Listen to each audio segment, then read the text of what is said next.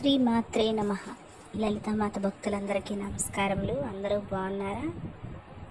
ప్రతిరోజు లలితా సహస్రనామాలను చదువుతున్నారా? చదవటానికి అవకాశం లేకపోతే వినండి. ఏది చేసినా విశేషమైన ఫలితాలని పొందవచ్చు. ఇది స్వయంగా నేను అనుభవించి చెబుతున్న మాటలు. అయితే ఆలస్యం చేయకుండా వీడియోలోకి వెళ్ళిపోదాం. ఇది వరకు లలితా సహస్రనామాల్లో 73 శ్లోకాలు, వాటి అర్థాలను చెప్పుకున్నాం కదా. ఇప్పుడు 74వ శ్లోకం, దాని అర్థాన్ని కూడా చెప్పుకుందాం. ఆ శ్లోకం ఏమిటంటే, కళావతి కళాలాప కాంత కాదంబరి ప్రియా వరద వామనైన వారుని మదవిహ్వల. కళావతి అంటే కళా స్వరూపం గలది, కళా స్వరూపిణి. కళాలాప కళలను ఆలాపనగా చేసుకున్నది అని అర్థం. కాంత అంటే అందమైన రూపము గల స్త్రీ.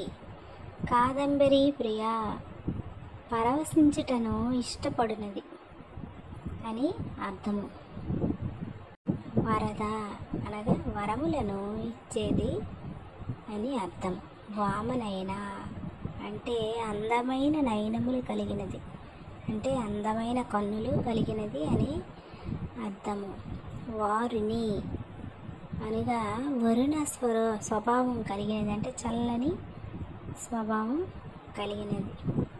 మదవిహ్వల అనగా పరవశము చెందే గుణము కలిగినది అని అర్థం.